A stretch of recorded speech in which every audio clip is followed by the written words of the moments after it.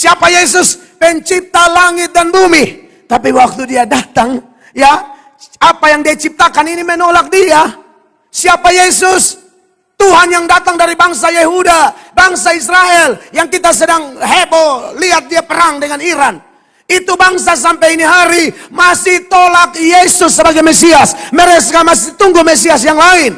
Kalau Anda ke Israel, Anda sampai di Taman Getsemani atau di gereja segala bangsa itu, Anda akan lihat tembok timur atau pintu timur. Menurut catatan Yehezkiel, pintu ini belum terbuka karena mereka tunggu Mesias yang lain. Mereka kecewa dengan Mesias yang kita percayai, dan dialah Mesias yang sesungguhnya, yang datang bukan untuk membebaskan umatnya dari penjajahan bangsa-bangsa, tapi dia membebaskan kita dari penjajahan dosa. Itu Mesias yang benar.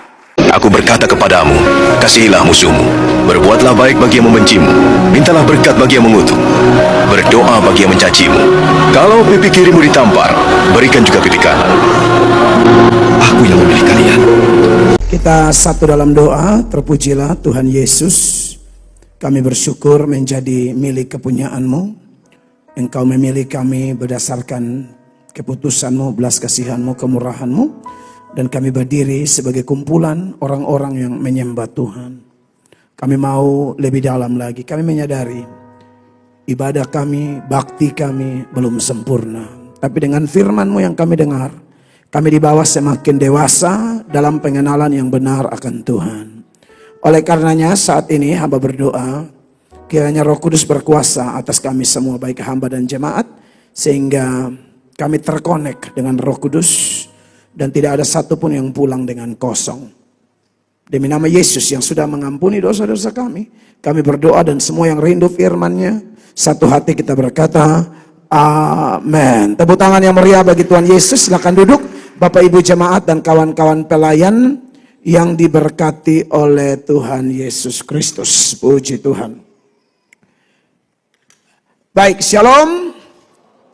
Jemaat yang diberkati oleh Tuhan Yesus Kristus, hari di mana kita hidup, zaman di mana kita hidup ini adalah zaman menuju kiamat, ya. Saya tidak tahu apakah di antara kita ini ada yang masih hidup saat kiamat, saya tidak tahu. Tapi dari sejumlah data yang sering kami khotbahkan, jelas bahwa kiamat semakin dekat. Nah, saudara-saudara, akibat kiamat semakin dekat menurut informasi kitab suci, misalnya di beberapa ayat yang saya tidak baca tapi saya sebutkan saja, di Ibrani 10 ayat 37, Wahyu 22 ayat 7, ayat 12, ayat 20, ayat-ayat itu senada memberi keterangan bahwa tidak lama lagi Tuhan Yesus kembali. Nah, gara-gara tidak lama lagi Tuhan Yesus kembali, maka peristiwa-peristiwa yang terjadi di sekitar zaman ini menuju kiamat sering ditafsirkan, dianalisakan atau dikaitkan dengan fenomena-fenomena menuju kiamat. Saya khotbah di radio dan ada pertanyaan menarik yang datang kepada saya di radio seputaran apakah perang Israel dan Iran hari ini balas membalas, dan tadi terakhir saya lihat Presiden Amerika juga sudah angkat bicara, memberi warning keras kepada Iran karena pasti Amerika berpihak pada Israel, kan. Lalu orang mulai tanya, Pak, apakah ini penggenapan nubuatan Gog di tanah Magog? Itu nanti kalau saudara pulang pasalnya panjang tuh.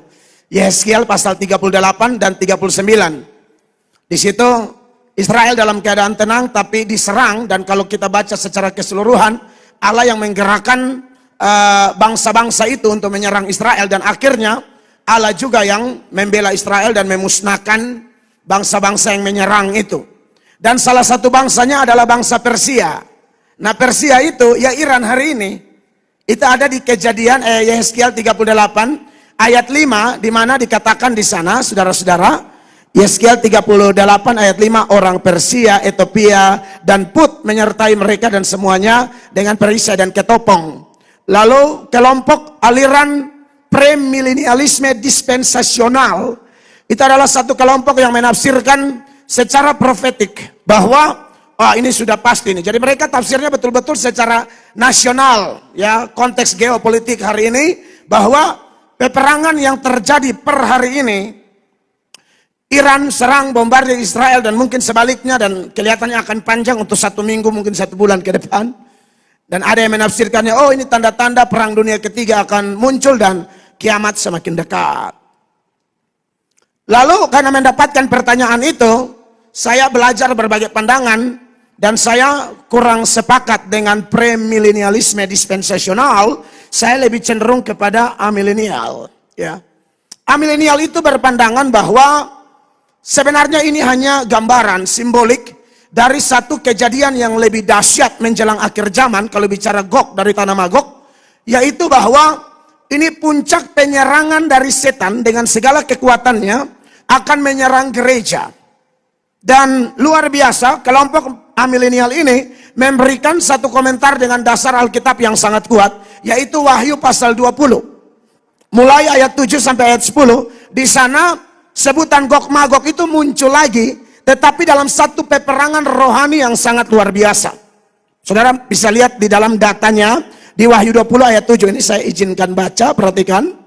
Dan setelah masa 1000 tahun itu berakhir, iblis akan dilepaskan dari penjaranya. 8 bersama jemaat, 1, 2, 3 suara keras.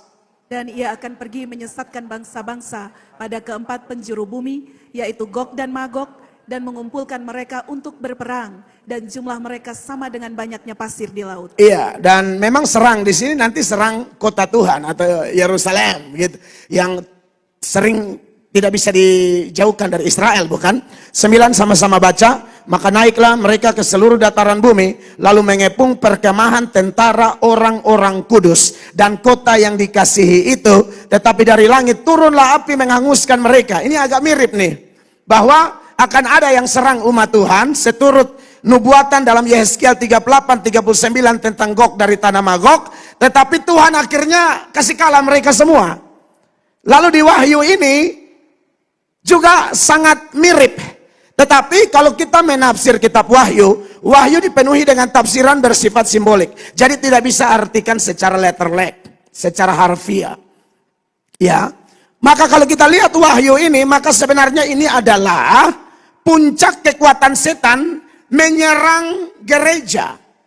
Ya, menyerang gereja, dan pasti gereja akan menang. Amin. Sebab ini ayat bilang, ya, tetapi dari langit turunlah api yang menghanguskan mereka. Dan akhirnya setan, antek-antek setan seperti nabi palsu dan lainnya dilemparkan ke dalam lautan api yang menyala-nyala. Ayat 20 sama-sama baca. Ayat 20, ayat 10 maksud saya. 9 habis 10 ya. 1 Wahyu 20 ayat 10. 1, 2, 3. Dan iblis yang menyesatkan mereka dilemparkan ke dalam lautan api dan belerang, yaitu tempat binatang dan nabi palsu itu, dan mereka disiksa siang malam sampai selama-lamanya. Jadi cerita di balik peperangan ini, Tuhan yang paling dimuliakan, karena kemenangan datang dari pihak Allah. Amin, kekasih Allah. Jadi sekarang ini setan masih serang kita, setan masih ganggu kita, tapi data Wahyu pasal 20 ayat 7 sampai 10 tadi itu puncaknya. Dan kita diberikan angin segar, dan ini bukan janji muluk-muluk, pasti tergenapi bahwa Allah pasti beri kemenangan kepada umatnya. Amin. Jadi tafsiran yang lebih tepat tentang Gog Magog, ya, itu adalah peperangan rohani yang sangat menggila menjelang akhir zaman. Lalu apa yang diminta dari orang Kristen? Ya berjaga-jaga, bukan maniak dengan mencari tahu apa sih arti nubuatan dalam Yehezkiel 38-39, apa sih arti nubuatan dalam kitab PL, kitab PB ini, itu bukan itu. Banyak orang menang dicari tahu, cari tahu tanpa persiapan. Kekristenan hari ini dipush, didorong sedemikian rupa untuk memiliki satu batu loncatan kesiapan.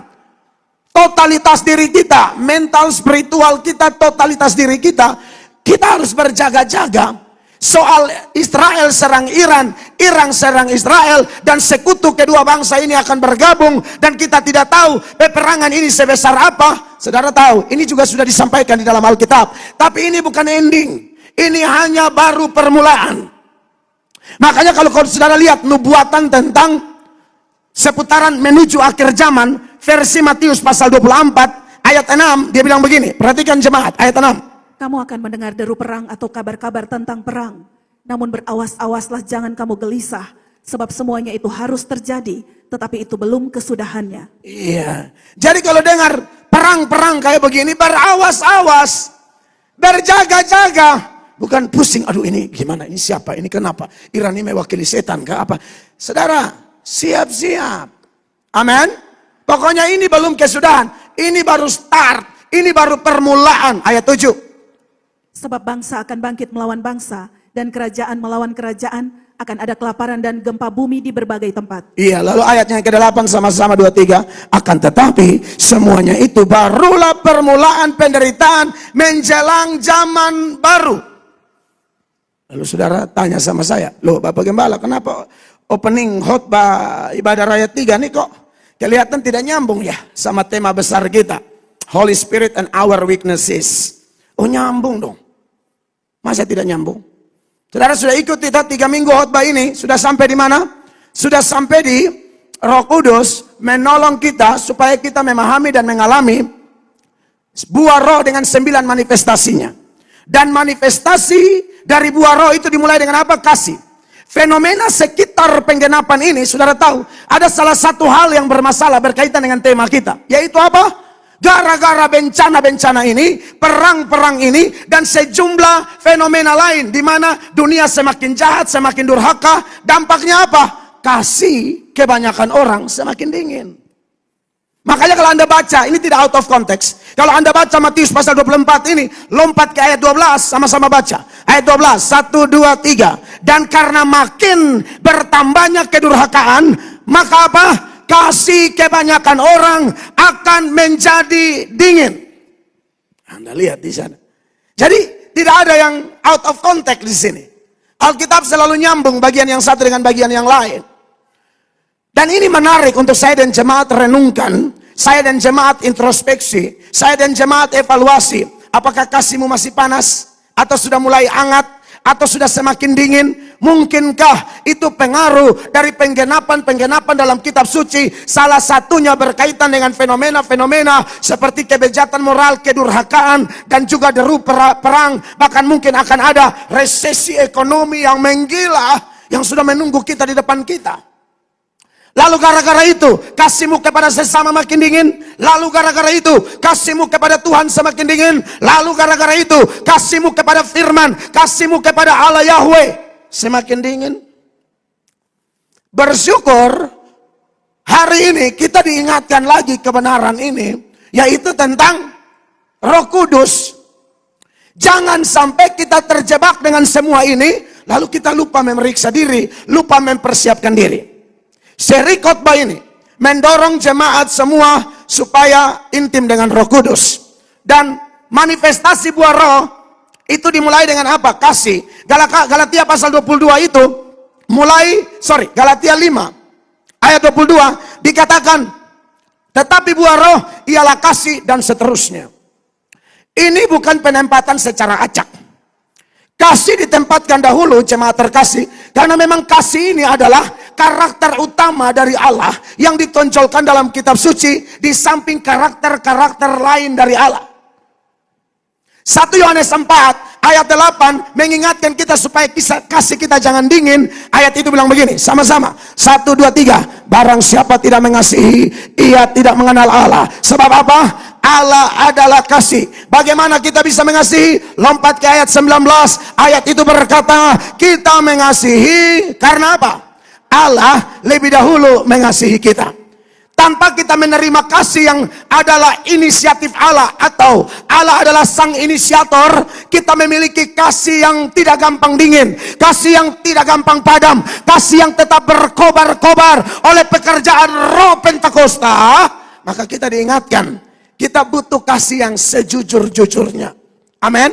Yaitu kasih Allah. Dan ini hanya dikerjakan oleh Roh Kudus. Bandingkan Roma pasal 5 ayat 5. Firman Allah bilang apa di sana? Dan pengharapan tidak mengecewakan. Karena apa Bapak Ibu jemaat? Kasih Allah telah dicurahkan dalam hati kita oleh siapa? Roh Kudus yang telah dikaruniakan kepada kita.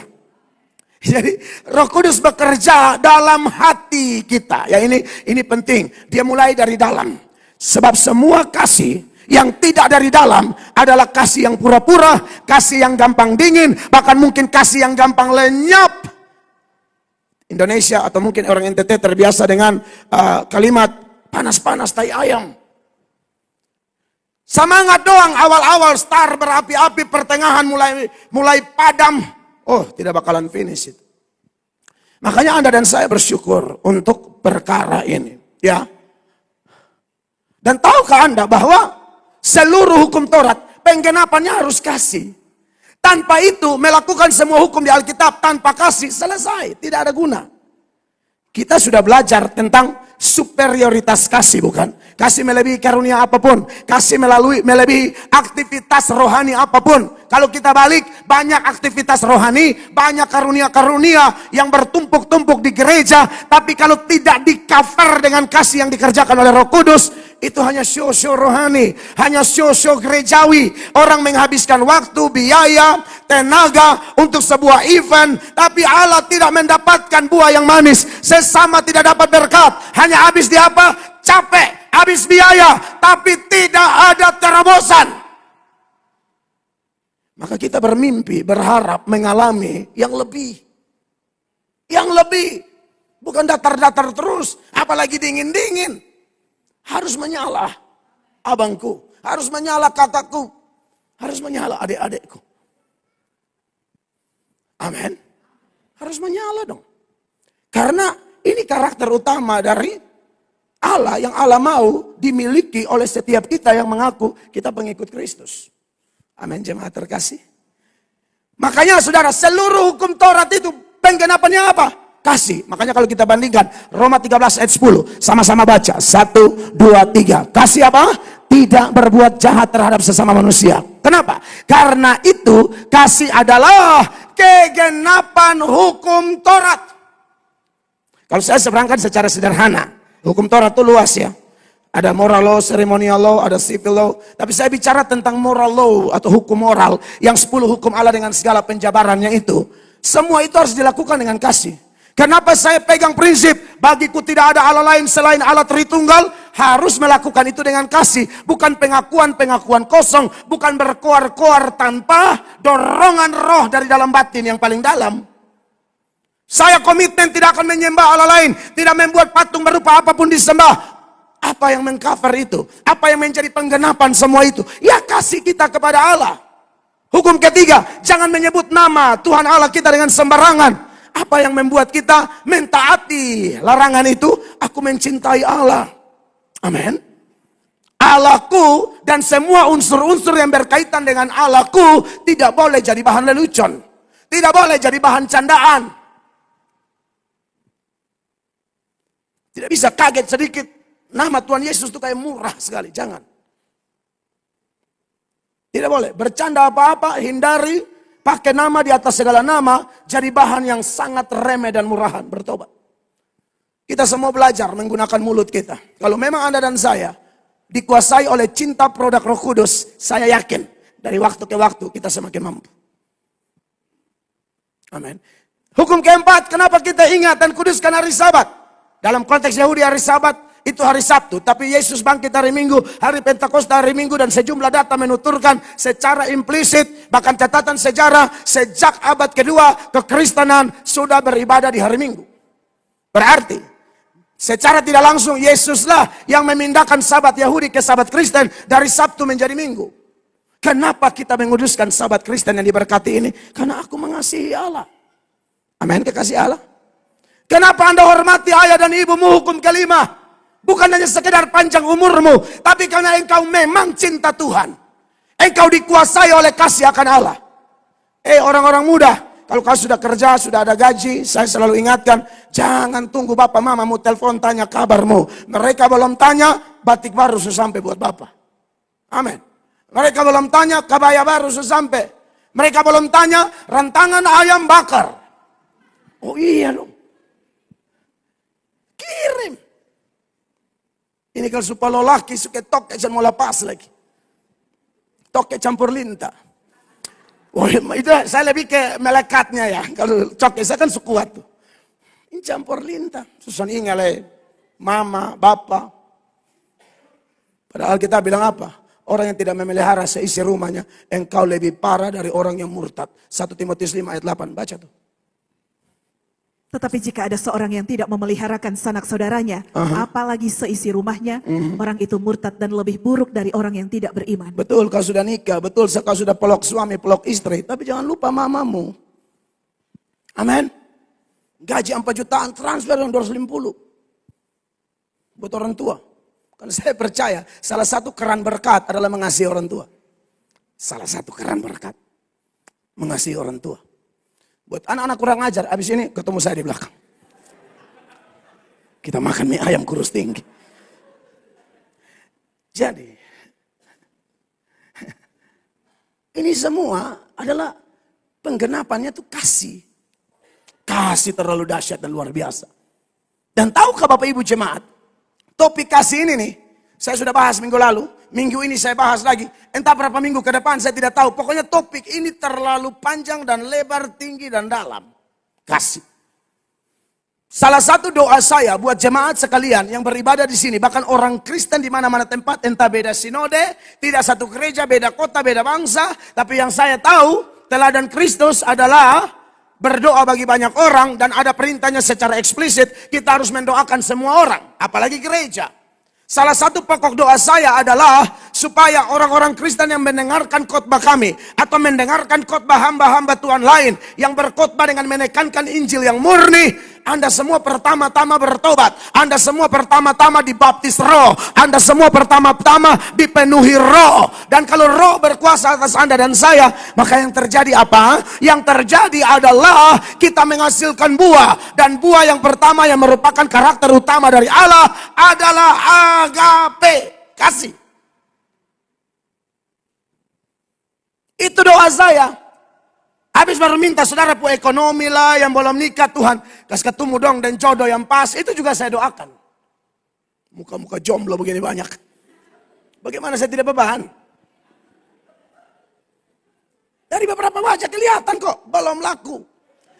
Tapi Allah kita adalah pembela yang luar biasa. Beri tepuk tangan yang luar.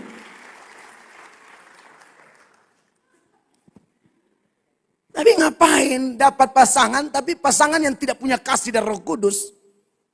Itu dia pun nama cinta bohong, cinta pura-pura, cinta penuh acting, sinetron, omong kosong.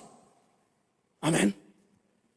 Kalau pacaran dia pun gaya darah Yesus Kristus. Paris Hilton dia menyerah, lu lebih hebat. Sadar. Gayanya luar biasa. Habis tarik rambut tuh dia sontok pelan. Iya kan? Dari mana saya tahu begini? Kan saya istri kan tarik rambut, habis memtusuk ke angka begini. Oh itu dia pencara mah, jangan terombak toh. Oh maaf. Dari istri saya belajar apa arti angka-angka begini. Nona juga begitu ya kan, mau ketemu siapa? Kakak Lamber. Ini calon yang mau tembak dia. Oh gaya terbaik, relaks satu dia makan 5. Makan 2 naga bonar tetap keluar ya. Naganya tuh masih ada jadi muslimah. Kunyah yang betul-betul mah. Oh wow. Tapi kalau tidak ada kasih, omong kosong, ocong, belompong. Nol besar, nol bokek. Maka Anda dan saya perlu mengalami ini. Jemaat perlu berdoa buat pendeta supaya pendeta mengalami Roh Kudus, terutama kasih karakter utama Allah itu. Sama halnya pendeta melakukan hal yang sama kepada jemaat. Ini yang dilakukan Rasul Paulus atau rasul-rasul yang lain. Mereka berdoa supaya jemaat memahami betapa hebat, betapa dalam, betapa luar biasanya kasih Allah itu. Itu harus menjadi dasar dari kehidupan pengiringan mereka akan Kristus. Mari kita lihat Efesus pasal 3 mulai ayat 16. Jemaat baca sama-sama, suara keras. 1, 2, 3.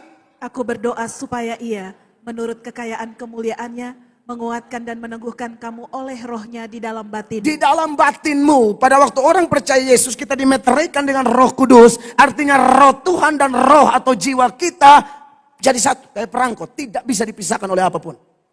Dan itu dimulai di mana? Dalam batin. Nah, kalau sudah dalam batin, kalaupun dulu belum termeterai, dia masih bisa jago acting, omong lain, bikin lain, bla bla bla. Tapi ketika roh bekerja mulai dari dalam batin, oh beda tuh. Akan ada aliran-aliran Roh Kudus yang ada dalam dirinya yang luar biasa. Dan ini hanya berlaku bagi orang percaya. Lalu, ditambah lagi di ayatnya yang ke-17. 1, 2, 3. Sehingga oleh imanmu Kristus diam di dalam hatimu. Dan kamu apa? Berakar serta berdasar di dalam kasih. Kasih yang bagaimana? 18, 2, 3. Aku berdoa, kata Paulus, supaya kamu bersama-sama dengan segala orang kudus dapat apa? Memahami betapa kenapa? Lebarnya dan panjangnya dan tingginya dan dalamnya kasih Kristus. Tepuk tangan yang meriah bagi Tuhan. Oh, ini terlalu dalam, melampaui segala pengetahuan, melampaui segala logika, melampaui segala filsafat, melampaui segala sesuatu. 19, perhatikan dikatakan di sana, dan dapat mengenal kasih itu sekalipun ia kasih melampaui segala pengetahuan. Aku berdoa supaya kamu dipenuhi di dalam seluruh kepenuhan Allah. Ketika dia bicara seluruh kepenuhan Allah, yang dia tekankan betapa dalam, betapa panjang, tinggi dan lebar kasih Allah. Ini kan kebutuhan utama kita. Karena menjelang kiamat kasih ini tambah dingin. Kita harus waspada supaya kasih jangan tambah dingin. Amin, jemaat terkasih. Kasih harus tetap panas. Kasih harus tetap menyala. Dan ini sangat-sangat penting untuk jemaat dan saya memahaminya dan mengalaminya. Nah, karena topik kasih ini panjang, maka minggu lalu, minggu ini belum bisa selesai. Saya akan antar saudara kepada penjabaran kasih yang lebih detail, saudara-saudara. Mari kita masuk ke 1 Korintus ya, pasal 13. Ayatnya yang ke-4. Perhatikan ayat ini, saudara-saudara. Ini penjambaran kasih. Kasih itu sabar, kasih itu murah hati, ia tidak cemburu, ia tidak memegahkan diri dan tidak sombong. Haleluya. Saudara yang dikasihi oleh Tuhan Yesus Kristus. Menarik bahwa ketika kita bicara tentang kasih, kalau Anda baca sampai ayat 8, aduh panjang lebar sekali. Intinya, data-data ini sebenarnya mulai dari ayat 1 yang sempat saya kutip minggu lalu mungkin. Ya, bahwa kasih itu terlalu superior. Keunggulannya sangat-sangat luar biasa dibanding yang lain. Ya, bahkan kasih ini kekal. Segala sesuatu akan lenyap. Khotbah, bahasa roh, gedung gereja, lighting, salon, bapak saksi, bapak mertua, habis semua. Tapi kasih tidak pernah habis. Makanya kalau Anda lompat langsung ke ayat 8, dia bilang apa di sana? Kasih tidak berkesudahan. Nubuat akan berakhir, bahasa roh akan berhenti, pengetahuan akan lenyap. Bahkan dibanding iman dan pengharapan, di ayat 13, kasih lebih besar. Sama-sama, 2, 3. Demikianlah tinggal ketiga hal ini, yaitu apa? Iman, pengharapan, dan kasih. Dan yang paling besar diantaranya ialah kasih. Nah, jemaat, kembali kepada ayat 4 penjabaran kasih. Dalam ayat 4 ini saja, ada 5 hal berkaitan dengan kasih. Kasih itu apa? Sabar. Kasih itu apa? Murah hati. Kasih itu apa? Tidak cemburu. Kasih itu apa? Tidak memegahkan diri. Kasih itu apa? Tidak sombong. Ini belum masuk di ayat 5 lagi, dia bilang apa di sana sampai ayat 7. Ia tidak melakukan yang tidak sopan Ya. dan tidak mencari keuntungan diri sendiri. Terus. Ia tidak pemarah dan tidak menyimpan kesalahan orang lain. Oke. Ia tidak bersuka cita karena ketidakadilan, tetapi karena kebenaran. Sampai 7. Ia menutupi segala sesuatu, percaya segala sesuatu, mengharapkan segala sesuatu, sabar menanggung segala sesuatu. Anda lihat, ini panjang. Tidak mungkin ini minggu habis. Kok di ayat 4 sah? 5 memang. Ini 5 pun saya tidak jamin saya bisa bahas habis. Karena apa? Betapa kayanya firman itu. Betapa kayanya kasih itu. Mari kita mulai. Dengan kasih itu sabar. Sabar ini satu ketahanan yang luar biasa. Di mana orang punya alasan untuk marah, tapi dia tidak marah. Itu sabar. Ya. Tapi supaya Anda dan saya pulang tidak bawa materi setengah-setengah. Pemahaman setengah-setengah. Pasang telinga baik-baik. Yang ada WA nyong, kasih putus sekarang. Berhenti main handphone yang perlu-perlu. Ada beberapa yang beta lihat, dari Anda pencara tondok, Anda bukan baca Alkitab ya. Saya ini pengkhotbah pemain lama, karena anugerah Allah. Jadi beta tahu. Ya, mana yang lembut, culas, semua saya hafal. Udah tahu.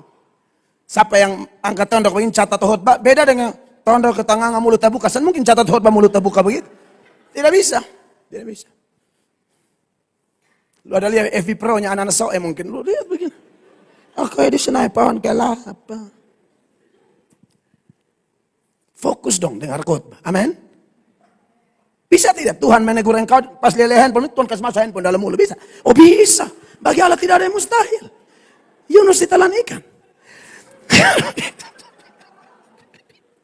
Anda telan handphone. Bisa. Dan baterai-baterainya sekaligus. Chargernya. Dan kabel. Itu pun orang pun lu pinjam belum kembali cas. Tuhan kasih lu telan. Teguran Tuhan itu nyata tepat pada waktu. Tapi ya kita tidak minta. Hanya bertakut sama mujizat terjadi.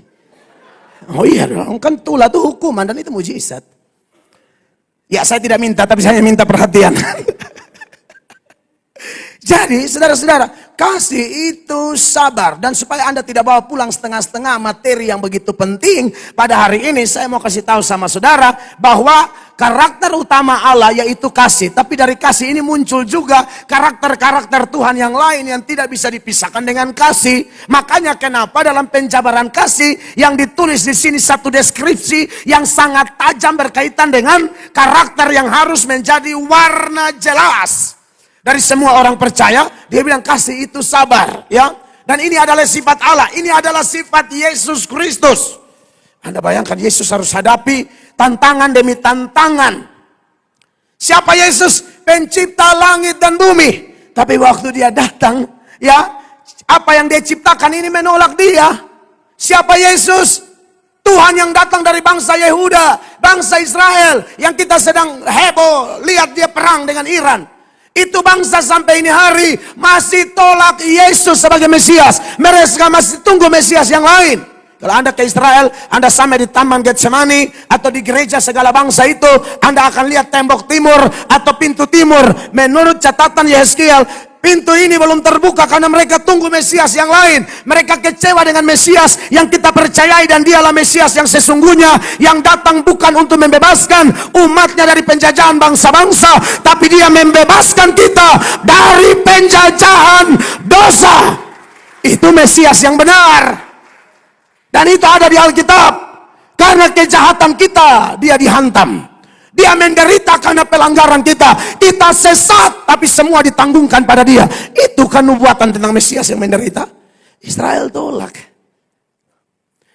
Dibutuhkan kesabaran luar biasa untuk menghadapi penolakan demi penolakan. Yohanes 1, ayat 10 dan ayat 11 memberi keterangan. Dunia tolak dia, Israel tolak dia. Perhatikan. Ia telah ada di dalam dunia dan dunia dijadikan olehnya. Dunia dijadikan olehnya. Tetapi dunia tidak mengenalnya.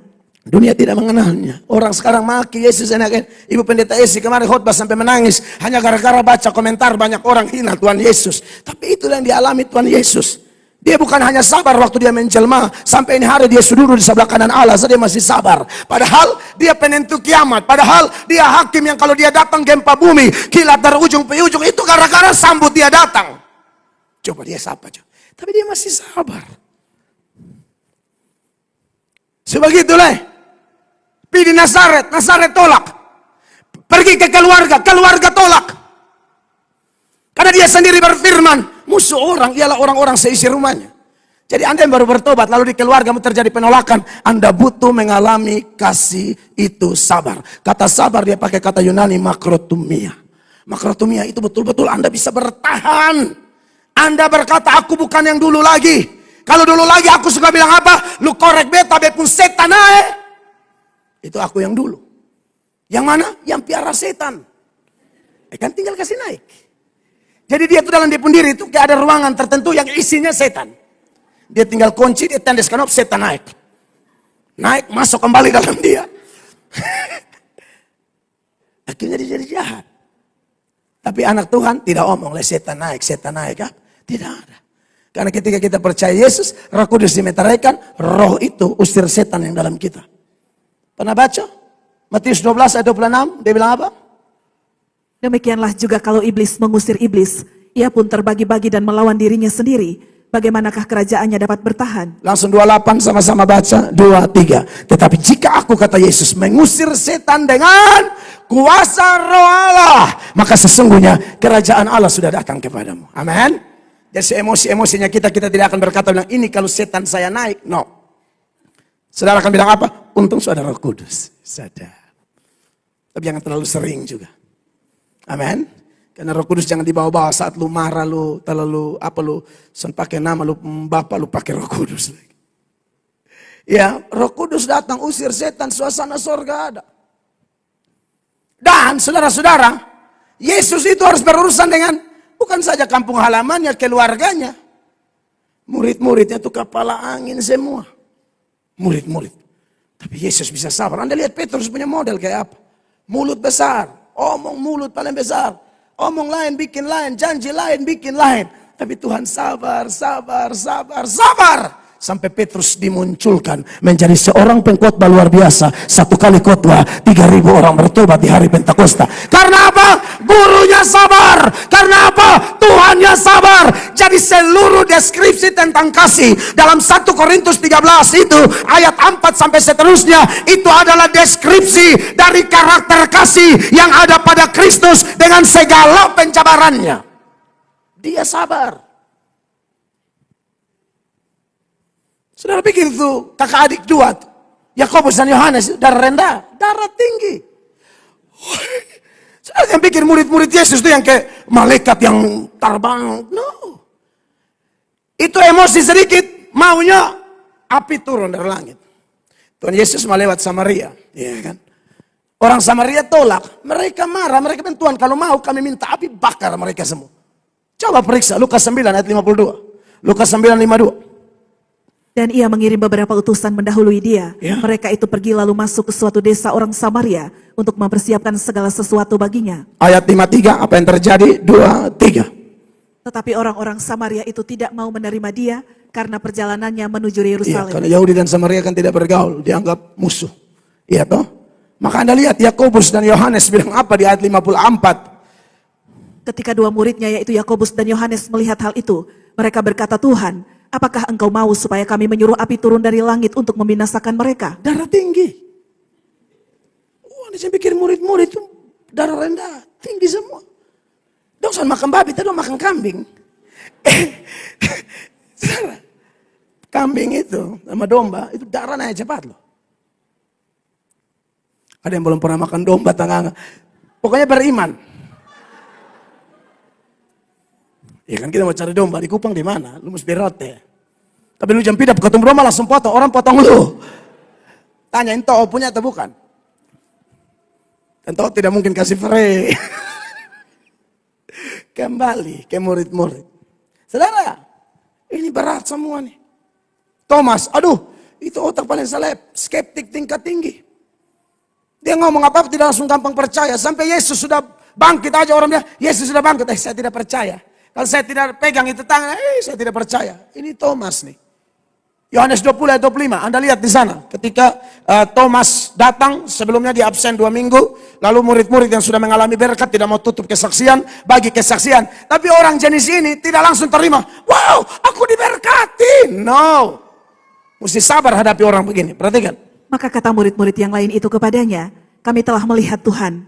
Tetapi Thomas berkata kepada mereka, sebelum aku melihat bekas paku pada tangannya, dan sebelum aku mencucukkan jariku ke dalam bekas paku itu, dan mencucukkan tanganku ke dalam lambungnya, sekali-kali aku tidak akan percaya. Dari cerita ini kelihatan kesabaran Tuhan Yesus.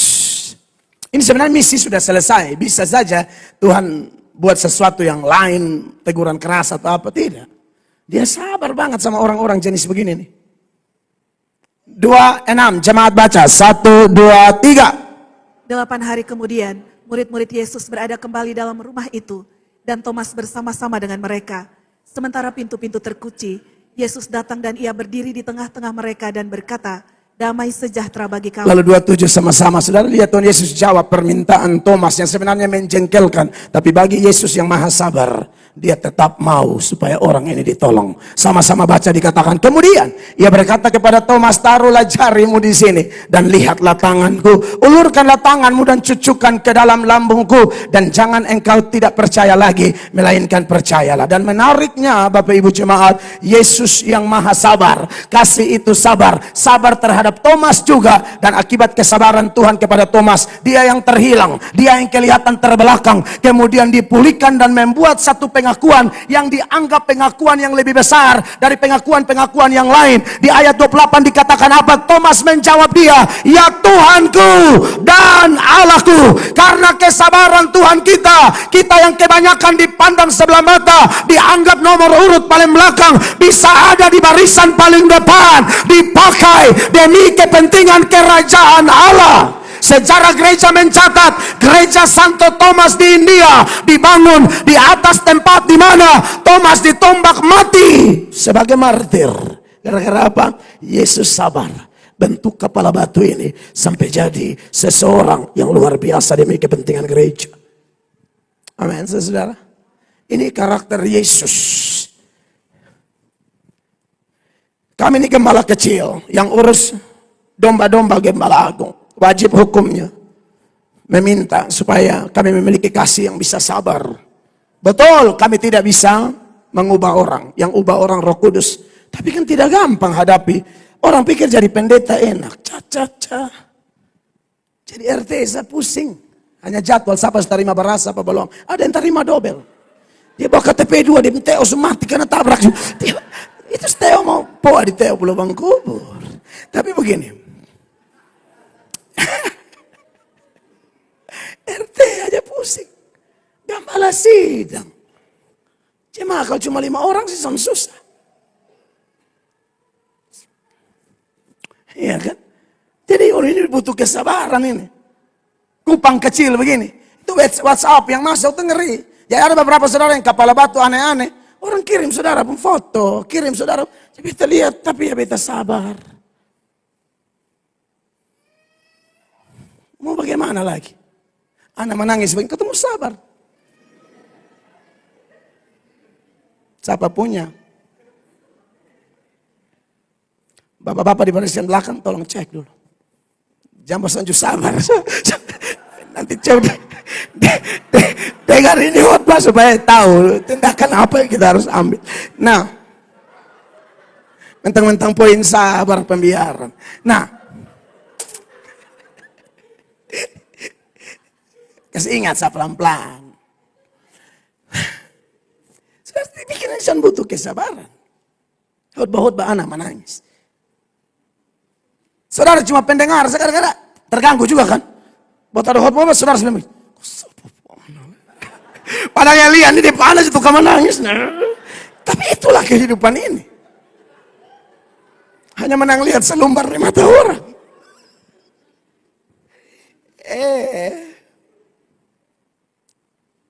Saudara, Tuhan Yesus menghadapi ini orang-orang dong. Luar biasa, dia Tuhan yang hebat. Amin. Dia Tuhan yang luar biasa. Lalu, belum lagi, Anda tahu di grupnya Yesus itu ada orang yang sebelum bergabung dalam grup yang dipimpin Yesus dalam kelompok 12 murid, itu mereka bermusuhan kelas berat di luar Yesus. Ada satu kelompok di kalangan orang Israel namanya kelompok Zelot. Ini kelompok orang-orang yang memberontak terhadap penjajah.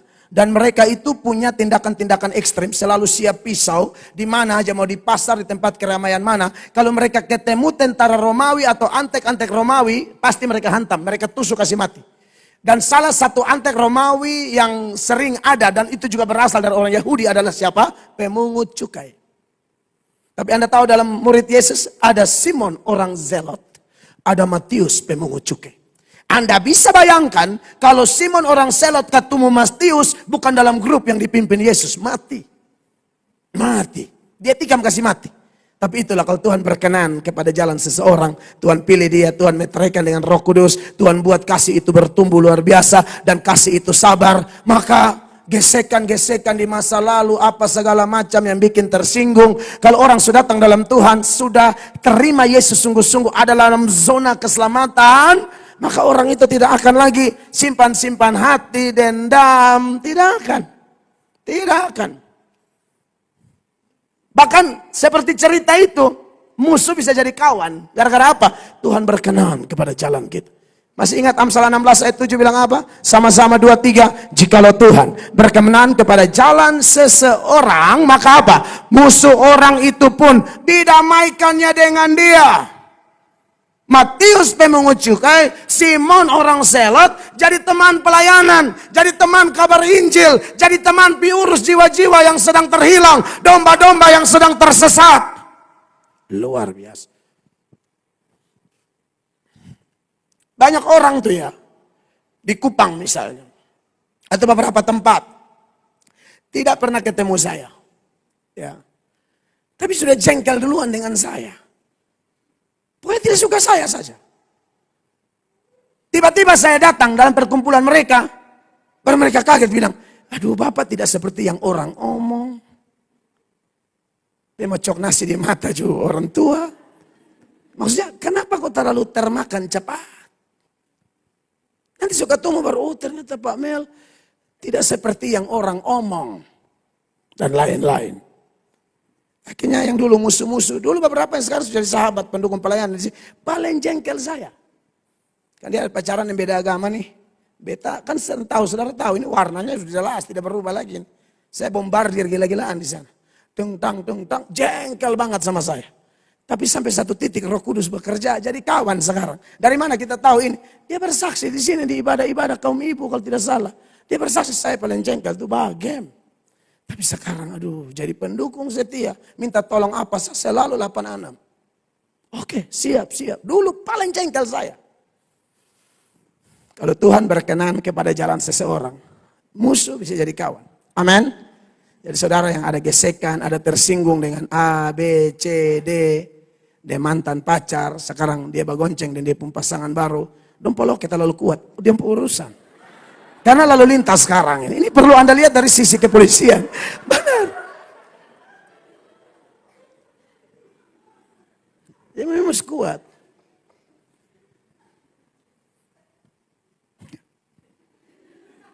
Anda lihat foto mantan sudeng lain baru. Dong kita tambah putih. Edit. Beta bukan hibur saudara. Pasti edit. Kan saudara kenal. Kim Dadole kayak apa. Edit dong. Tak usah lagi cek lebih dalam. Dia mau cek dia badak apa. Tak usah. Di handphone tuh ada di badak sendiri. Lu tendes jadi terang dalam hitungan detik. Tak usah lihat orang punya pencapaian bla bla. Aku jadi ngomel-ngomel tidak jelas. Urus apa yang ada padamu. Suamimu, istrimu, pekerjaanmu, sofamu. Tidak di sofa itu dari 15 tahun lalu. Posisi ada di sudut kanan. Lu bisa rubah kok. Pemalas luar biasa. Maka kalau orang rumah lihat orang penghordeng baru dia mesti jengkel. Lu pun sofa tuh geser. Lu kasih kocar kacir nanti gagah. Hanya butuh perubahan tempat. Ini psikologi loh. Tuhan itu maha kasih dan kasih itu sabar. Amin. Oh iya Pak, saya punya sofa di situ kan saya sabar Pak. Itu sabar yang salah dong. Itu kayak sabarnya Cak Lontong. Orang sepi sekolah dia sabar di rumah. Akhirnya kawan-kawan naik kelas dia tertahan kelas. Karena sabar, itu sabar yang salah. Saya sabar. Ya, orang sepi gereja belum. Aku juga kaget datang langsung pengumuman pelayanan. Terus anda apa-apa lah. Nah saudara-saudara yang diberkati oleh Tuhan Yesus Kristus. Tetapi kalau kita ngomong tentang sabar, saudara jangan sampai di situ dan berkata, oh jadi kita sabar, sesabar-sabarnya, seada-adanya. Orang mau bikin kita juga kita lepas. Ada batasan. Karena masalahnya kalau kita bicara kasih Allah, yang di dalamnya juga ada kesabaran Allah, yang harus menjadi gaya hidup kita, itu sabarnya Tuhan tuh ada batas saudara-saudara. Betul, Tuhan sabar kepada kita, tetapi bukan berarti Tuhan sabar tanpa batas. Kalau sabar tanpa batas, Allah tidak pernah cipta neraka. Kenapa Allah cipta neraka? Karena Allah punya sabar, ada batas. Banlah seref sabar bisa habis. Jadi jangan diartikan, oh sabar. Lalu pikir semua sebetul, suberes. Tidak. Roma 2 ayat 4 di sana menuturkan kenapa Allah sabar kepada Anda dan saya. Perhatikan. Maukah engkau menganggap sepi kekayaan kemurahannya, kesabarannya dan kelapangan hatinya? Tidakkah engkau tahu bahwa maksud kemurahan Allah ialah menuntun engkau kepada pertobatan? Iya, jadi saudara yang kira-kira ya, sementara dengar khotbah ini, Anda pendengar khotbah yang baik itu kan dengar, sonlia orang, fokus ke diri, tarik itu firman ke diri. Lalu seandainya Bapak Ibu jemaat terkasih yang online atau onsite, saudara sedang nonton lalu saudara dengar ada duduk di ruangan ini, Anda evaluasi, oh iya ya saya nih sebenarnya sangat nakal, saya sangat jahat, ada yang belum saya bereskan, tapi kok masih hidup sampai hari ini. Masih ada di rumah Tuhan, masih ada di hadirat Tuhan, masih dapat kesempatan mendengar panggilan Tuhan yaitu khotbah hamba Tuhan. Tahukah saudara, itu salah satu bukti bahwa Tuhan memang masih sabar terhadap Anda dan saya. Ya, Tapi apakah ini berlanjut terus lalu seenak-enaknya kita menyalahgunakan anugerah? Seenak-enaknya kita mempermainkan kasih Allah. Di bagian yang lain dia berkata, jangan sesat. Allah tidak pernah membiarkan dirinya dipermainkan. Apa yang ditabur orang, itu juga yang dituainya. Maka kalau kita yang menunda-nunda bertobat, mempermainkan anugerah Allah, ayat ini tidak berhenti di ayat 4. Dia lanjut ayat 5 bilang begini. Tetapi oleh kekerasan hatimu yang tidak mau bertobat, Wow. engkau menimbun murka atas dirimu sendiri pada hari waktu mana murka dan hukuman Allah yang adil akan dinyatakan. Bertobat sudah. Orang-orang muda, oh saya masih muda pasti mati lebih lama. Lu tahu dari mana lu mati lebih lama? Banyak orang muda mati berjejer kok. Dari mana kau tahu bilang kau muda, kau masih kuat. Kau betul ada campur barbel pakai semen. Tidak menambah usia. Kalau sejak kalau selesai. Pastikan kapan Tuhan ambil kita punya nyawa, nomor urut kita tiba, kita sudah dalam keputusan yang jelas, yaitu menerima kesabaran Allah, kelapangan dan kemurahan hati Allah, bertobat. Amin, kasih Allah. Karena Tuhan itu panjang sabar, tapi kesabarannya tidak untuk selama-lamanya. Ini senada dengan Nahum pasal 1, ayatnya yang ketiga. Firman Allah mengatakan demikian. Tuhan itu panjang sabar dan besar kuasa. Sampai di situ. Kita maunya ya sampai di situ. Kalau bisa ayatnya cuma itu. Tuhan panjang sabar dan besar kuasa. Supaya kalau kita injak-injak kasih karunia-Nya, kita injak-injak kesempatannya, kita selalu tolak kairos yang datang daripada Allah. Kita selalu permainkan firman yang kita dengar. Tuhan itu panjang sabar dan besar kuasa. Titik. Pasti datang beres. Titik. Pasti datang menangis-menangis diampuni. Bapak Ibu. Kita maunya titik. Ini ayat bilang apa? Tuhan itu panjang sabar dan besar kuasa. Koma. Titik dari mana? Tidak ada titik. Dia bilang apa? Tetapi ia tidak sekali-kali membebaskan dari hukuman orang yang bersalah. Tidak dibebaskan hukuman orang yang bersalah. Teman saya injili saya itu. Kemudian saya bertobat. Dia penganiayaan. Mereka dibayar untuk hantam dokter. Dokter pergi dari arah Oepura menuju puskesmas Sikomana. Dia otok ke ambulans. Begitu ke otor rumah sakit kok. Balik datang, itu ternyata bukan dokter tapi mantri. Teman-teman saya kurang hafal gitu. Lalu mereka pukul aniaya besar peristiwa di muka gereja Immanuel Oepura. Gemit. Picancur itu orang tua. Semua lari, karena ini masalah besar. Tapi anak ini yang pelaku utama. Dia kemudian menyadari itu. Papanya seorang majelis kalau tidak salah. Orang tua dalam kampung saya yang sangat baik. Lalu kemudian dia masuk di kamar, dia berlutut, dia bilang, Tuhan, hukum saya. Hukum saya. Hukum saya. Jadi ketika dapat panggilan masuk, dia jalan dengan plong, karena dia meminta masuk penjara. Saya sudah terlalu kotor ini. Di penjara dia ketemu Yesus. Di penjara dia bertobat. Kemarin saya dengan tim kaum pria ke penjara, orang-orang muda, ada banyak seusia kalian. Kalau ada waktu luang begini, dengar firman bertobat sungguh-sungguh. Karena sial mau datang kau tidak tahu. Di sana kau tidak ada teman, lu tidur juga palau Alkitab. Di sini main game sama mata memerah, merah kanan. Mengamuk sendiri di kamar. Game. Ada bapak yang anak 3 juz sama, tua mas nanaok saat dia masih bisa main game. Pada besok kantor harus masuk pagi. Nah saudara-saudara yang diberkati oleh Tuhan Yesus, saya kasihan kemarin. Waduh, itu bapak-bapak di rutan kelas 2B Kupang. Khotbah ada amin, dompu amin, pembicara amin. Dompu pukul tangan waktu saya khotbah, dompu respon, saudara bisa nonton di channel saya khotbah itu. Saya bahas Israel dikaitkan dengan mereka. Pukul tangan besar sekali. Lalu ketua kaum pria kami kasih sambutan juga dia bilang, wih bapak-bapak di sini punya amin besar sekali, tepuk tangan besar sekali. Kalau bapak-bapak yang dari luar, aminnya kecil sekali, tepuk tangannya kecil sekali. Kalian harus masuk di sini. Harus, supaya dia tak, nanti nih, pukul tangan, kayak biasa-biasa. Well, sebegini biasa sistem baru, lighting baru, sama sah. Dia kayak orang pijat refleksi.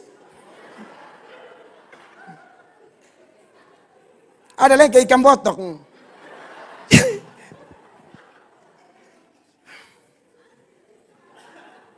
Lighting, ya kan?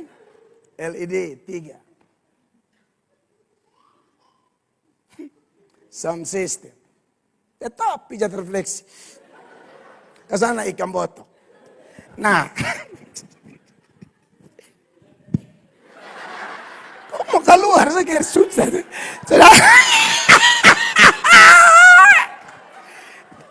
Pukul tangan, dah masa muka terlalu kering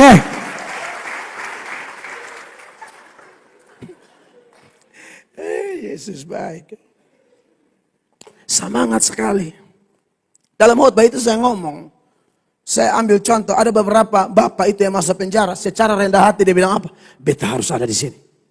Di rumah, di kamar dengan kasur empuk ber-AC, saya tidak pernah ketemu Tuhan, hanya ketemu setan, nonton film porno terus. Ketemu setan sah. Di rumah yang dia bangun dengan hasil keringat atau hasil keringat orang tua, hanya setan yang dia lihat di situ. Di penjara, nonton film porno, ke pegawai datang balas lalu. Ketemu apa? Alkitab. Baru masa 2 minggu sudah baca 4 Injil habis. Anda lihat. 4 tahun seluruh Alkitab. Masa 5 tahun keluar langsung wisuda teologi. Tinggal tes vikaris. Jadi, saudara-saudara, yang diberkati Tuhan, jadi kalau Tuhan ada kasih kebebasan, keleluasaan, di gereja enak, ya datang gereja cuma ada motor, ya bensin ya 4 kotak lah, ya kan. Kalau 2 jam paksa, pulang, suruh kawan tandang dari belakang. Saudara, Tuhan sabar, amin. Jangan baik bertobat. Tapi saya juga mau kasih ingat kita bahwa kesabaran Tuhan ada batas. Jadi jangan buang-buang kesempatan. Makanya orang-orang yang suka ejek-ejek Tuhan, mereka bilang di mana katanya Tuhan mau datang, di mana janjinya tidak datang-datang. Sudah tahu kenapa Tuhan belum datang? 2 Petrus 3 ayat 9. Tuhan bilang begini, perhatikan. Tuhan tidak lalai menepati janjinya, sekalipun ada orang yang menganggapnya sebagai kelalaian. Tetapi ia sabar terhadap kamu. Tetapi ia sabar terhadap kamu.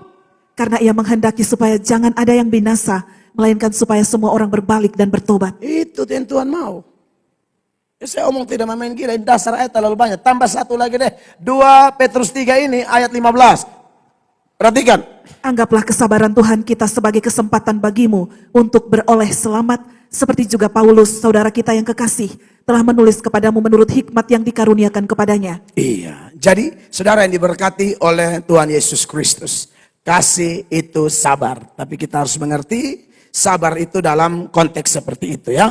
Makanya dalam hal-hal tertentu memang kita tidak bisa sabar. Misalnya kalau ada yang menghina Kristen, ya itu jangan pakai prinsip ini. Sabar, harus kanter. Bukan berantem secara duniawi, karena peperangan kita bukan melawan darah dan daging. Harus kanter. Kepada jemaat yang langsung mengkanter seperti ini Tuhan puji. Contohnya jemaat di Efesus. Itu ada di Wahyu 2 tuh. Ayat 1 dan 2. Tuhan puji mereka. Tuhan awasi dan Tuhan tahu. Ini jemaat luar biasa. Kalau ada nabi palsu, ada rasul palsu, penyebar kesesatan dan pembuat kejahatan dalam gereja yang merusak persekutuan. Kamu tidak sabar. Langsung kamu hantam. Tuhan puji. Keren. Ini tandanya. Jemaat di Efesus.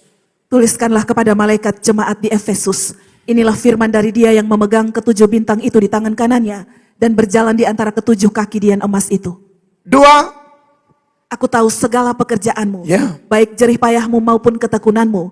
Aku tahu bahwa engkau tidak dapat sabar terhadap orang-orang jahat. Ini pujian. Jangan biarkan kejahatan merajalela. Jangan biarkan kesesatan merajalela yang merusak persekutuan, yang merusak gereja, yang menyerang Kristen. Oh, itu tidak boleh sabar. Ini seperti Petrus, waktu dihina, disindir di hari Pentakosta, Petrus bangkit langsung melakukan apologia, pembelaan iman. Dan berujung apa? Penuaian 3.000 jiwa bertobat di hari Pentakosta, hari lahirnya gereja. Jadi boleh. Sebaliknya kalau lihat ada ajaran sesat, biarkan saja doa. Tidak bisa doa saja. Kepada yang tidak sabar langsung kanter dipuji. Kepada yang melakukan pembiaran dikecam. Perhatikan. 2 Korintus 11 ayat 4. Ini kecaman saudara-saudara. Sebab kamu sabar saja jika ada seorang datang memberitakan Yesus yang lain daripada yang telah kami beritakan, atau memberikan kepada kamu roh yang lain daripada yang telah kamu terima, atau Injil yang lain daripada yang telah kamu terima. Iya, kok kamu sabar saja? Tidak boleh sabar begini. Saya lihat banyak kritik terhadap apologet karena orang yang mengkritik tidak tahu itu berapologetik. Padahal dia nih tanpa menyadari dia sedang berapologetika. Pembelaan iman itu ada yang ofensif, ada yang defensif. Ada yang sifatnya mengkanter, ada yang sifatnya kau berkhotbah dan menyeberangkan Injil, kau sedang berapologia. Kau sedang mempertanggungjawabkan imanmu atau membela imanmu dalam konteks pemberitaan Injil. Hanya mungkin tidak pernah studi khusus tentang hal ini sehingga protes sembarang, standar ganda. Pada saat yang sama kau sedang melakukan pembelaan, tapi kau menyerang orang yang melakukan pembelaan karena kurangnya pengetahuan. Makanya Petrus bilang tambahkan pada imanmu pengetahuan. Supaya kalau mau marah-marah, dasarnya jelas, bukan harba biruk. Lalu serang diri sendiri, begitu. Nah, jadi saudara-saudara yang diberkati oleh Tuhan Yesus Kristus. Jadi kalau lihat hamba-hamba Tuhan berapologia, itu karena memang tidak boleh ada pembiaran di sana. Ya. Kebenaran tidak boleh diinjak-injak. Seenak-enaknya orang di channel tertentu hampir tiap hari hina Kristen. Hampir tiap hari hina Tuhan Yesus. Hampir tiap hari copot-copot kita punya kitab suci, ayat-ayat. Ditafsir secara ngawur, ditafsir secara out of context, secara amburadul. Lalu kita pembiaran, tidak boleh pembiaran. Makanya saya bersyukur buat kami yang apologet se-Indonesia yang satu roh. Yang betul-betul demi kepentingan Injil, pasti kompak. Dari teman saya baru WhatsApp saya, tahu ya, Luis Prasetyo. Kalau pernah nonton channel Luis Prasetyo. Tidak pernah nonton. Itu teman saya. Kita lagi kuliah dokter sama-sama. Saling mendorong, saling menyemangati. Luis Prasetyo, Didi Mulyadi. Itu juga lagi sekolah dokter dengan saya. Kita bertiga teman di S3 kita. Itu tidak ada pembiaran, hantam terus. Ketemu teman saya Andre Tunggal. Kalau sudah lihat channel Andre Tunggal. Itu ketemu di Surabaya. Hanya say hello, saya aku tahu. Karena kita punya kepentingan yang sama. Kita tidak nyerang orang, tapi kita tidak bisa sabar kalau iman kita diserang. Karena kesabaran jenis itu kesabaran pengecut dan dikecam oleh Tuhan. Amin, kekasih Allah. Jadi kalau ada orang yang terlalu aneh di sekitar bisnis Anda tidak boleh sabar-sabar aja. Pangkas dia. Jangan sampai dia merusak bisnismu. Sudah tukang tipu begini. Kau sabar-sabar saja, keras sedikit dengan dia. Jangan sabar-sabar. Kayak di gereja begini. Betul, kita sabar. Tapi Tuhan Yesus juga bilang sama Petrus, lu ini iblis. Sabar bukan berarti tidak boleh marah lo. Jangan salah. Lu iblis Petrus. Kau batu sandungan buat saya. Kamu tidak memikirkan apa yang dipikirkan Allah. Kamu memikirkan apa yang dipikirkan manusia. Buat Yudas, pas dia mau jual Tuhan Yesus. Tuhan Yesus bukan sabar dan tahan dia. Yudas jangan nanti lu mati. Lu mau pergi mana pi? Itu Yesus kita yang maha sabar. Jadi ini supaya jangan terlalu polos menerima materi sabar. Lalu pikir seada-adanya bahaya. Nah ini lanjut nih ke manifestasi kasih yang berikut. Saya bahas 2 hal dari 5 yang ada di ayat 4 Beberapa wajah mencurigakan. Kenapa? Apa? Pembalasan hak Tuhan. Coba baca ini satu. Kasih itu sabar, lanjut apa? Kasih itu murah hati. Ini dari akar kata krestotes. Ya. Murah hati itu atau kemurahan jemaat terkasih. Itu adalah sikap berbuat baik. Jadi kasih itu tidak pasif tapi ada tindakan nyata. Tetapi saya perlu beri penekanan sedikit. Kenapa saya bilang sedikit? Karena nanti dalam manifestasi buah roh dengan 9 manifestasi itu ada kemurahan atau krestotes itu. Maka pada hari ini, murah hati krestetua ini, saya mau sampaikan kepada saudara supaya Anda dan saya dalam bermurah hati, ingat, murah hati itu atau kemurahan, dia terletak di antara 2 sifat ekstrim. Pelit, jadi dia bukan pelit.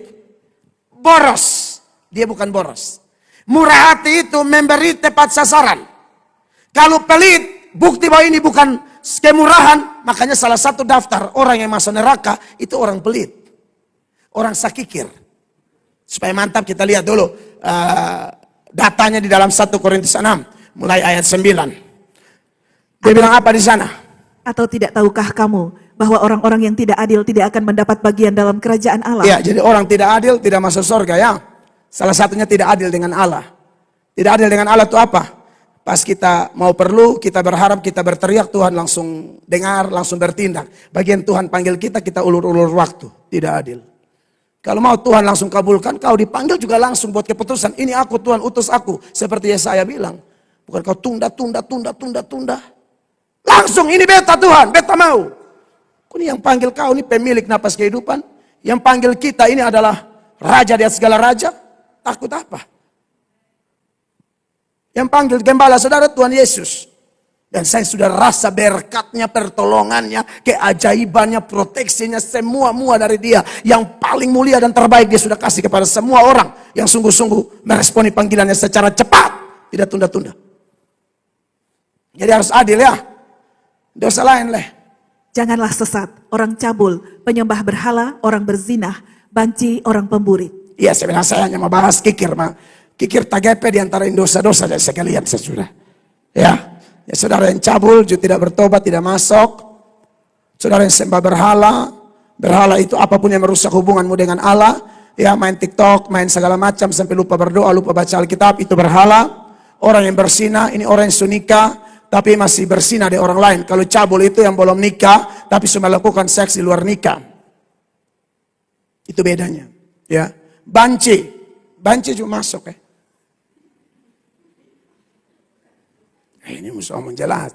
Orang pemburit, kalau Anda klik pemburit langsung dikasih keterangan di situ, tukang sodomi. Tidak masuk. Saudara menatap saya, Pak ini kayak binci ketumpung kau sonde iblis. Lu dengar? Kok binci? Beta nih susah sabar loh ya. Beta tuh ikut Tuhan tuh benci dosanya bukan orangnya. Jangan nanti suka HIV baru bilang sakit lambung. Kenapa andalan begitu? Suka apa? Kenapa? Lambung. Lambung apa model bayi hitam begini? Saya gak bisa pernah sakit lambung. Makanya ini lagi menular di Kupang, jabatan nasihat. Ya. Beberapa laki-laki yang muka terlalu polos, lu korban. Maksud saya, iya. Lu lihat kalau ada satu laki yang terlalu perhatian deh lu baru bilang begini. Kok tapi mall kok tes baju kok. Lu siap sih. Bos pendeta nih. Mau dunia model apa? Bersyukur Anda ada pendeta yang begini. Ini bukan pendeta yang culun yang turun dari Fatuleu pelan-pelan. Lalu tiba-tiba dilantik di sinode. No. Homo senior di kota. Tahu beta siapa. Dan beta tahu dong pun jurus. Lu mau baju, ikut yang live FB Pro tuh, 10.000 dapat 4. Hanya baju baru, selalu mesti tidur dan dia. Bangun lu lumpuh. Maksud saya.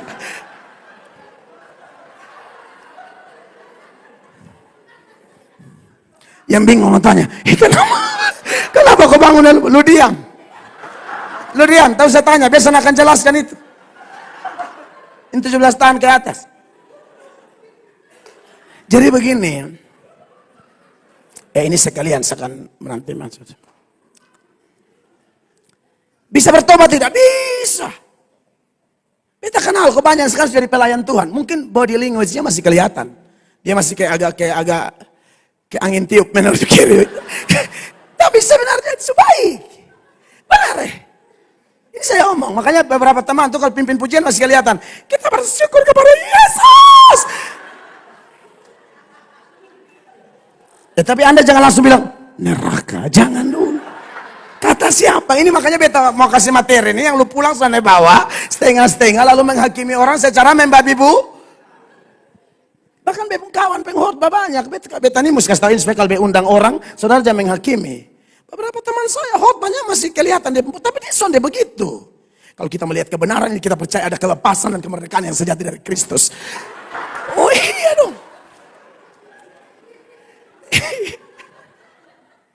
Tapi Anda jangan bilang, wah marungga nih. Usah kata siapa?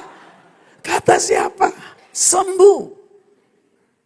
Ya sudah, beta mau bukan bahas ini hanya karena selewat cerita terhindarkan kan di Kupang lagi main jamur ya. 10. Pencuri orang. Yang suka pencuri koletek kau juga pasti masuk ya. Orang kikir. Nah ini yang beta maksud. Kan nih koi belo pun nenek moyang. Pelitnya minta ampun. Ini tidak murah hati. Iya kan? Lalu pemabuk, Anda yang suka masih mabuk-mabukan, bertobat dong. Jangan bilang Tuhan sabar, Tuhan mau tolong saudara. Ada batas, jangan sampai mati gara-gara mabuk, lari motor sama celaka picca ancor. Kalau begitu dalam tanganmu kuserahkan, siapa terima lu enak-enak sah. Son pernah bertobat, serahkan nyawa. Lu juru selamat. Pemabuk, pemfitnah dan penipu. Yang sudah pacar tapi bilang belum ada, kau juga masuk ya. Dan penipu tidak akan mendapat bagian dalam kerajaan Allah. Salah satunya kikir. Nah, kembali ke fokus kita.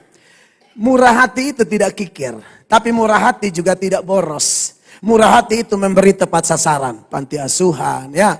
Orang yang betul-betul Anda tahu, dia rajin sekali, bantu sen huhe, lu layak kasih dia doi. Kalau yang Anda muncul, dia juga baru muncul, lu layak angkat sapu dan pukul dan dia. Lu ini pas dia muncul, lu ada tapas, lu kali. Enak kan kalau kasih uang di orang rajin apa tuh? Bahagia sekali, ini cocok. Dan saya sarankan kepada jemaat, kalau ada yang bantu Anda jenis begini, Anda kasih dia uang, jangan bilang, Om ada doi rokok. Jangan, rokok akan membunuh dia. Bilang, Om, doi pulsa. Kalau Om pemuka telur kering, doi wortel. Makanya bikin jus, dia kayak mata kabur. Jus wortel, dan tomat Om, dan tomat, tambah dan tomat. Supaya karena suruh cat kuning, kau ternyata hijau. Om pemata tidak ada rajin tapi salah cat. Buta warna. Butuh wortel dan tomat.